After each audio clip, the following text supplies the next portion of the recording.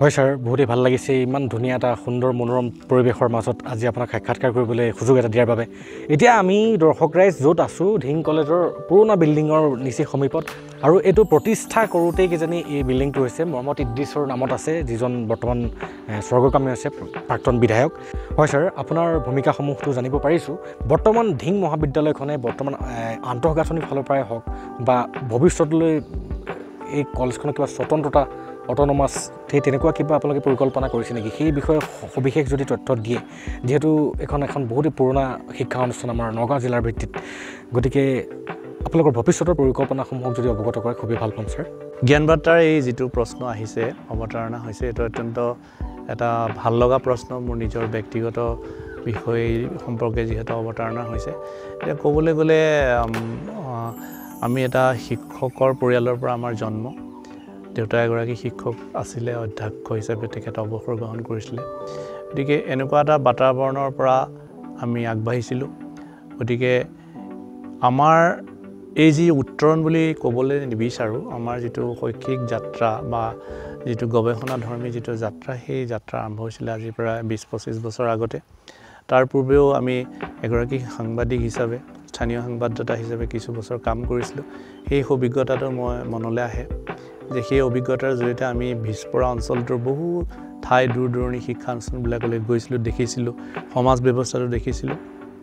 আৰু এটা আশা আছিল যে মহাবিদ্যালয় এখনৰ বা বিশ্ববিদ্যালয় এখনৰ বা বিদ্যালয় এখনৰ অধ্যাপক বা শিক্ষক হিচাপে কাম কৰি যোৱাৰ, আৰু শিক্ষাৰ যিটো বাণী, শিক্ষাৰ যিটো নীতি, যি আদৰ্শ প্ৰকৃতাৰ্থ যাতে বিলাই যাব পাৰোঁ। আৰু তাৰে এটা সুযোগ লাভ কৰিছিলোঁ এই মহাবিদ্যালয়খনত ইতিহাস বিভাগৰ অধ্যাপক হিচাপে যোগদান কৰাৰ পিছৰে পৰা। আৰু সেই সূত্ৰে এই যি জেগাত আমি থিয় হৈ আছে, যি স্থানত থিয় হৈ আছোঁ, এই স্থানৰ নিৰ্মাতাসকল, সেই মহান নিৰ্মাতাসকল মই মনত পেলাইছোঁ। কেশৱানন্দ নেওগ, মহম্মদ ইদ্ৰিছ প্ৰমুখে যিসকল ব্যক্তিয়ে, যিসকলৰ মহান ত্যাগৰ বিনিময়ত এই মহান শিক্ষানুষ্ঠানটোৱে বিগত 2015 বছৰত স্বৰ্ণ জয়ন্তী অতিক্ৰম কৰি এতিয়া হীৰক জয়ন্তীৰ দিশেৰে আগবাঢ়িবলৈ সমৰ্থ হৈছে। তথাপি আমি ভাবিছোঁ এই যাত্ৰা এতিয়া অসম্পূৰ্ণ হৈ আছে।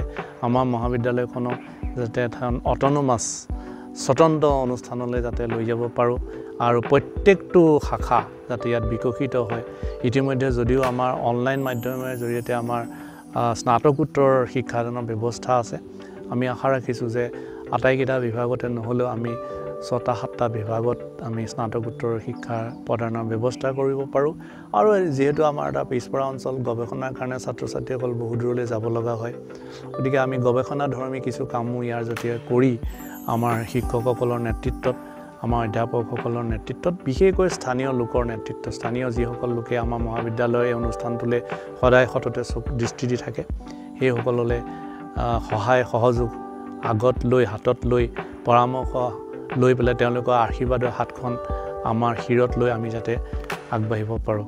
আমাৰ মহাবিদ্যালয়ৰ সংগীত ৰচনা কৰা সেই মহান অধ্যাপক ডক্টৰ কুঁহি বৰা, তেখেতলৈও মই এই সুযোগতে শ্ৰদ্ধা জ্ঞাপন কৰিছোঁ। আৰু মহাবিদ্যালয়ৰ পৰা যিসকলে শিক্ষকতা হিচাপে শিক্ষক ৰূপে ইয়াত, অধ্যাপক ৰূপে ইয়াত কৰ্মৰত হৈছে, কৰ্মচাৰীসকল সকলোৱে যাতে এই মহাবিদ্যালয়খনৰ প্ৰতি সদায় এটা সৎ দৃষ্টিৰে, সৎ সুবিবেচনা কৰিবৰ কাৰণে আমাক যাতে, এই পৰিয়ালটোক যাতে আশীৰ্বাদ কৰি থাকে, তাৰ বাবে আমি তেওঁলোকৰ ওচৰত কামনা কৰিছোঁ।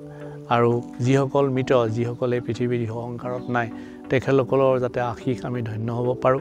আৰু লগতে এটা অনুষ্ঠান দীঘলীয়া যাত্ৰা যেতিয়া লাভ কৰে, তেতিয়া ইতিমধ্যে বিষয়টো অৱতাৰণা কৰা হৈছে। এতিয়া আমাৰ যিটো গৃহৰ সন্মুখত বহি আমি এই বিষয়টো উপস্থাপন কৰিছোঁ, এই গৃহটো যথেষ্ট পুৰণি, এই আছাম টাইপ হেৰিটেজ বিল্ডিং হয়। সেইটো কাৰণে ইয়াক আমি ডিছমেণ্টেল কৰা নাই বা ভাঙি দিয়া নাই। আমি আশা ৰাখিছোঁ এনেধৰণৰ বিদ্যায়তনিক অনুষ্ঠানৰ যিবোৰ গৃহ, সেই গৃহসমূহ সুৰক্ষিত হৈ থাকক। আমি নিজাকৈ উদ্যোগ লৈ ইয়াত এটা সৰু মিউজিয়ামৰো ব্যৱস্থা কৰিছোঁ, সেইবিলাক আগবাঢ়ক। আমাৰ অতি সুন্দৰ এটা প্ৰেক্ষাগৃহ আছে, আমাৰ অতি সুন্দৰ এটা আটাইতকৈ গুৰুত্বপূৰ্ণ যিটো অংগ বুলি কোৱা হয়, যিটো আত্মা বুলি কোৱা হয় এটা শিক্ষানুষ্ঠানৰ, সেয়া হৈছে পুথিভঁৰাল। এই পুথিভঁৰালটো আমি উৎসৰ্গিত কৰিছোঁ সেই বিখ্যাত কবিগৰাকী, ধিঙত যাৰ জন্ম হৈছিলে, অসম বিখ্যাত, কিন্তু তেখেত ধিঙত জন্ম হৈছিলে কবি ৰত্নকান্ত বৰকাকতি, যাক আমি শেৱালী কবি বুলি কওঁ, যাৰ জৰিয়তে আমাৰ তেখেতৰ স্মৃতি যুগমীয়া কৰি ৰাখিবৰ কাৰণে আমি এই মহাবিদ্যালয়খনে সকলো সৰ্বসন্মত সিদ্ধান্ত কৰ্মে আমি মহাবিদ্যালয় পুথিভঁৰালটি তেখেতৰ নামত উৎসৰ্গা কৰি আমি নিজকে গৌৰৱান্বিত বুলি অনুভৱ কৰিছোঁ। গতিকে এই যাত্ৰা এটা জয় যাত্ৰা, আলোকৰ যাত্ৰা। শিক্ষা মানে হৈছে আলোক। এই আলোক হৈছে আন্ধাৰ বিনাশী, যিটো আমাৰ ডক্টৰ ভূপেন হাজৰিকাই কৈ গৈছিলে, জিলিকাব লুইতৰ পাৰ। আমি লুইতপৰীয়া, আমাৰ ওচৰতে লুইতখন বৈ গৈছে। আমিও যাতে আমাৰ এই অঞ্চলটোৰ যদিও পিছপৰা, যদিও অত্যন্ত কিছু দুৰ্গম এলেকাৰ পৰা ছাত্ৰ ছাত্ৰী আহি, শিক্ষক শিক্ষয়িত্ৰীসকল আহি ইয়াত শিক্ষা প্ৰদান কৰি আছে, আমি আশা ৰাখিছোঁ এই যাত্ৰা অব্যাহত ৰাখক। জয়তু ধিং মহাবিদ্যালয়। হয় ছাৰ, আহি মই মোৰ মনৰ কথাটো আপোনাক সুধিবলৈ লৈছোঁ।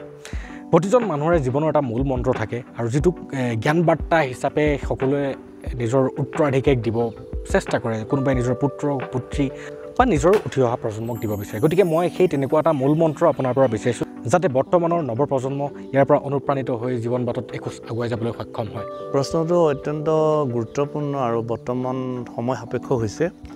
এইকাৰণে হৈছে যে আমি 3টা ষ্টেজ পাৰ হৈছোঁ। 3টা ষ্টেজৰ ভিতৰত প্ৰথম মই যদি কওঁ, প্ৰথম আমি ৰেডিঅ' শুনিছিলোঁ, তাৰপিছত টেলিভিশ্যন, তাৰপিছত আহিলে ইণ্টাৰনেট, আৰু এতিয়া হৈছে নলেজ এক্সপ্ল'ৰেশ্যনৰ যুগ, গ্ল'বেলাইজেশ্যনৰ যুগ। গতিকে এই পৰিস্থিতিত আমি কৈছোঁৱেই যে আমি ৰেডিঅ'ৰ মাধ্যমেৰে আমি সৰুতে শিক্ষা গ্ৰহণ কৰিছিলোঁ। তাৰপিছত আমি বিভিন্ন ধৰণৰ আমি টেলিভিশ্যন আহিলে শিক্ষাৰ মাধ্যমত, আৰু অৱশেষত আহি পৰিলে এতিয়া ইণ্টাৰনেট। গতিকে ইয়াৰ যিখিনি আমাৰ গুণ বা যিখিনি কাম, সেইখিনি আমি গ্ৰহণ কৰিব লাগিব। তাৰ কাৰণে প্ৰথম কাম হ'ল, ফাৰ্ষ্ট প্ৰায়ৰিটিটো হৈছে যে আমি কি কৰিব লাগিব, আমাৰ মননশীলতাৰ যিটো কাম, যিটো আমাৰ মন স্থিৰ কৰা যিটো কাম, সেইটো হৈছে মেডিটেশ্যন বুলি কোৱা হয় যাক। আৰু শিক্ষাত কিন্তু প্ৰধান কাম হৈছে ছাত্ৰজনে মেডিটেট কৰি প্ৰথমতে সেই শিক্ষা আৱৰ্তটোৰ ভিতৰতে নিজকে সুমুৱাই নিজকে শিক্ষাৰ্থী বুলি ভাবিব পৰা এটা পৰিৱেশ। আমি যেতিয়া সৰুতে শিক্ষা গ্ৰহণ কৰিছিলোঁ, তেতিয়া বিভিন্ন ধৰণৰ মিডিয়াবোৰ নাছিলে, যাৰ কাৰণে আমাক আকৃষ্ট কৰিব পৰা নাছিলে, আৰু তাৰ কাৰণে আমি আচলতে এটা নিৰ্দিষ্ট গতিৰে আগবাঢ়িব পাৰিছিলোঁ। কিন্তু আজিৰ যুগটোত হৈছে যে বিভিন্ন ধৰণৰ মিডিয়া, বিভিন্ন ধৰণৰ মাধ্যমে ছাত্ৰ ছাত্ৰীৰ মনবিলাক আকৃষ্ট কৰি ৰাখে, আৰু তেওঁলোকে মননশীলতাৰ কাৰণে যিখিনি কাম কৰিব লাগে, একাগ্ৰতা, মননশীলতা যিটো মূল মন্ত্ৰ, এই কামখিনিৰ পৰা তেওঁলোকে নিজকে আঁতৰাই ৰাখিব লাগে। গতিকে মই ভাবোঁ যে মই এগৰাকী শিক্ষক হিচাপে, এগৰাকী ছাত্ৰ হিচাপে কিছু মননশীল হ'বৰ কাৰণে চেষ্টা কৰিছিলোঁ। তাৰ কাৰণে কিছু ধ্যান কৰিছিলোঁ, কিছু কনচেনট্ৰেশ্যনৰ কাৰণে কিছুমান এক্সাৰচাইজ কৰিছিলোঁ। সেইবিলাক যদি থাকে, তেতিয়াহ'লে সেইবিলাকৰ জৰিয়তে যিটো মূল মন্ত্ৰ যে পঢ়ে পঢ়াই ৰুৱে পাণ, এই তিনিয়ে নিচিন্তে আন, এইটো কথা আমাৰ এটা পুৰণা আপ্তবাক্য আছে। সেই আপ্তবাক্যশাৰী মনত ৰাখিব লাগিব। সেই আপ্তবাক্যশাৰী আগৰ নহয়, এতিয়াও পৰৱৰ্তী সময়তো আৰু ভৱিষ্যত প্ৰজন্মই মনত যদি ৰাখে, তেতিয়াহ'লে আমাক যিকোনো মিডিয়া, যিকোনো ধৰণৰ ৰঙীন বাতাবৰণে আমাক আঁতৰাই ৰাখিব নোৱাৰিব আমাৰ মূল কাৰ্যসূচীৰ পৰা। আজি আমি নেটৰ জৰিয়তে বা আমি ইণ্টাৰনেটৰ জৰিয়তে বা বিভিন্ন ধৰণৰ নতুন মাধ্যমৰ জৰিয়তে, ইনষ্টাগ্ৰামেই হওক বা ফেচবুকেই হওক বা বিভিন্ন ধৰণৰ আমি ৱেবছাইটবিলাকৰ জৰিয়তে বিভিন্ন ধৰণৰ জ্ঞান অৰ্জন কৰি আছোঁ। তাত 2 ধৰণৰ জ্ঞান আছে, এটা ন্যাৰ্থক জ্ঞান আৰু এটা হৈছে সদাৰ্থক জ্ঞান। ন্যাৰ্থক জ্ঞানৰ মাজে বেছিভাগ ছাত্ৰ ছাত্ৰীয়ে আজিকালি আগবাঢ়ি যোৱা দেখিবলৈ পাইছোঁ। সদাৰ্থক জ্ঞানৰ মাজেদি যদি ছাত্ৰ ছাত্ৰীসকল আগবাঢ়ে, তেতিয়াহ'লে আমাৰ বিবেকানন্দ, স্বামী বিবেকানন্দ, ঋষি অৰবিন্দ, মহাপুৰুষ শ্ৰীমন্ত শংকৰদেৱ, য'ত লিখিবলৈ তেখেতসকলৰ কাগজ কলম নাছিলে, তেখেতসকলে গছৰ পাতৰ পৰা কাগজ সৃষ্টি কৰি, যিটো আগৰ পৰা মেনুস্ক্ৰিপ্ট বুলি কোৱা হয়, তাৰ জৰিয়তে পুথি বাজি লিখি থৈ গৈছিলে। গতিকে সেই কথাবিলাকলৈ যদি আমি মনত পেলাওঁ, তেতিয়াহ'লে আমি এতিয়া একো কষ্ট কৰিবলগীয়া নাই। কেৱল অকণমান ধ্যান ধাৰণা যদি আমি বৃদ্ধি কৰিব পাৰোঁ, তেতিয়াহ'লে আমি লিখা পঢ়াৰ কাৰণে যিখিনি সমল সকলোৱে আমি লাভ কৰিব পাৰোঁ। অসম চৰকাৰ, ভাৰত চৰকাৰৰ পৰা বিভিন্ন ধৰণৰ আঁচনি আছে, যিবোৰ আঁচনিৰ জৰিয়তে বিশেষকৈ আমাৰ দুৰ্দশাগ্ৰস্ত BPL লেভেলৰ যিসকল ছাত্ৰ ছাত্ৰী আছে, তেওঁলোকক সুখ শান্তিৰে ভালকৈ মনোনিৱেশ কৰি পেলাই পঢ়াৰ কাৰণে স্কলাৰশ্বিপ আছে, জলপানীৰ ব্যৱস্থা আছে, সেইবিলাক গ্ৰহণ কৰিব লাগে। আৰু মই আকৌ ঘূৰি গৈছোঁ মূল কথাটোলৈ, যে একাগ্ৰতা, নিয়মানুবৰ্তিতা, সময়ানুবৰ্তিতা আৰু সময়তকৈ আগতে চিন্তা কৰিব পৰাৰ এটা মানসিকতাই আমাক এনেধৰণৰ ব্যৱস্থাৰ মাজেৰে যি বৰ্তমান শিক্ষা ব্যৱস্থা আহিছে যি গ্ল'বেলাইজেশ্যন কওঁ আমি যিয়ে নকওঁ তাৰ মাজতো আমাৰ ছাত্ৰ ছাত্ৰীয়ে প্ৰকৃত শিক্ষা গ্ৰহণ কৰিব পাৰিব আৰু তাৰ কাৰণে বৰ্তমান এডুকেশ্যন ছিষ্টেমত কিন্তু আমাৰ গুৰুকুল ছিষ্টেমৰ নিচিনা যিটো আমাৰ প্ৰাচীন ব্যৱস্থা তাকো প্ৰৱৰ্তনৰ ব্যৱস্থা কৰিছে সেইকাৰণে সকলো ছাত্ৰ ছাত্ৰীকে কম বয়সৰ পৰাই শিক্ষাৰ প্ৰতি ধাৱবান হ'বলৈ দিছে আৰু কম বয়সীয়া ছাত্ৰ ছাত্ৰীসকলক ৰাইমছ বুলি আমি যাক কৈছোঁ তেতিয়া আমাৰ নিচুকনি গীত আছিলে আমাৰ আই গীত নিচুকনি গীত এইবিলাক যিবিলাক আছিলে আমাৰ বুলনি গীত নিচুকনি গীত ফকৰা যোজনা এইবিলাকৰ জৰিয়তে ছাত্ৰ ছাত্ৰীক শিকোৱা কথা কৈছে আৰু নতুন শিক্ষানীতিৰ আৰু এটা গুৰুত্বপূৰ্ণ বিষয় ইয়াত বাদ পৰি গৈছে সেইটো হৈছে নিজৰ ভাষাত শিক্ষা গ্ৰহণ যে যি জনগোষ্ঠী যি জাতিৰ মানুহ হওক তেওঁৰ যদি কোনোবা এটা মান্য ভাষা থাকে সেই মান্য ভাষাত তেওঁলোকে নিজৰ শিক্ষা গ্ৰহণ বড়োসকলে বড়ো ভাষাত শিক্ষা গ্ৰহণ কৰিব পাৰিব তেওঁলোকে জনজাতি ৰাভাসকলে ৰাভা ভাষাত শিক্ষা গ্ৰহণ কৰিব পাৰিব বা কোনোবাই ইচ্ছা কৰিলে সংস্কৃত যিটো আদিমূলীয় ভাষা যাৰ আমি বৈদিক ভাষা বুলি কওঁ দেৱভাষা বুলি কওঁ তাৰ জৰিয়তে শিক্ষা গ্ৰহণ কৰিব পাৰিব গতিকে ইমান এটা সুযোগ আমাৰ সন্মুখত আহিছে এই সুযোগৰ আমি পূৰ্ণাং সুযোগ ল'ব লাগে আৰু সুযোগ গ্ৰহণ কৰিব লাগে গ্ৰহণ কৰি আমি আগবাঢ়ি যাব লাগে তেতিয়াহ'লে এই ধিং মহাবিদ্যালয়লৈ অহা ছাত্ৰ ছাত্ৰীসকলো পিছ পৰি নাথাকিব ডাঙৰ ডাঙৰ মহাবিদ্যালয় যিসকল অসমৰ উজ্জীৱিত মহাবিদ্যালয় অত্যন্ত উচ্চ শাখাৰ যিবিলাক মহাবিদ্যালয় তেওঁলোকৰ জৰিয়তে তেওঁলোকৰ লগত সমানে ফেৰ মাৰি এই মহাবিদ্যালয়ৰ ছাত্ৰ ছাত্ৰীসকলো আগুৱাই যাব আমি এই মহাবিদ্যালয়ত আৰু মাত্ৰ কিছুদিনৰ কাৰণে অধ্যক্ষ হিচাপে বা শিক্ষক হিচাপে থাকিম কিন্তু আমাৰ এই যাত্ৰা যেনেকৈ কথা কৈছিলে এটা বিশেষ বাক্য আছে যে নৈ বৈ যায় কিন্তু পলস ৰৈ যায় আমি আশা ৰাখিছোঁ ই এখন বুৱতী নৈ বিদ্যা এখন বুৱতী নৈ ধিং মহাবিদ্যালয় এখন চিৰযৌৱনা বুৱতী নৈ এই নৈৰ পলস ৰৈ যাওক নৈখন বৈ গৈ থাকক আৰু সেই নৈয়ে যি পানী নৈৰ যি পানী নৈৰ যি বতাহ আৰু যি পোহৰ এই পোহৰে অসমৰ বিদ্যায়তনিক দিশখনক ভাৰতৰ বিদ্যায়তনিক দিশখনক উজ্বলাই তোলক আৰু লগতে মই সেই প্ৰাক্তন ছাত্ৰ ছাত্ৰীসকল যিসকলে আমাৰ মহাবিদ্যালয়ত শিক্ষা গ্ৰহণ কৰি কিছু সীমিত সুবিধাৰ মাজেৰে শিক্ষা গ্ৰহণ কৰি আজি বিভিন্ন ক্ষেত্ৰত উজ্বলি উঠিছে কেৱল অসমেই নহয় ভাৰতেই নহয় বিশ্বৰ বিভিন্ন কোণত যিসকল ছাত্ৰ ছাত্ৰী উজ্বলি উঠিছে তেখেতসকললৈকো মই শুভেচ্ছা জ্ঞাপন কৰিছোঁ তেখেতসকল আহক তেখেতসকলক এতিয়া বৰ্তমান এটা নতুন নামকৰণ কৰা হৈছে এলুমনি বুলি কোৱা হয় তেওঁলোকক প্ৰাক্তন ছাত্ৰ আমি সন্মিলনীও আছে তাৰ জৰিয়তে আহি আমাৰ মহাবিদ্যালয়খনত যিখিনি অভাৱ অভিযোগ তাতো তেওঁলোকে কিছু অংশীদাৰ হওক ইয়াত যোগদান কৰক তাৰ জৰিয়তে আমাৰ যিটো যাত্ৰা সেই মনীষীসকলে সেই শিক্ষাৱৰ্তীসকলে যি 1965 চনত অতি সাধাৰণভাৱে যি গছি বন্তি জ্বলাইছিল সেই বন্তি গছি আজি সম্পূৰ্ণভাৱে জ্বলি উঠিবলৈ যিখিনি আমাক প্ৰয়োজন অক্সিজেনৰ প্ৰয়োজন যিখিনি দীপাৱলীৰ প্ৰয়োজন যিখিনি পোহৰৰ প্ৰয়োজন যিখিনি সা সুবিধাৰ প্ৰয়োজন সেইখিনি লাভ কৰিব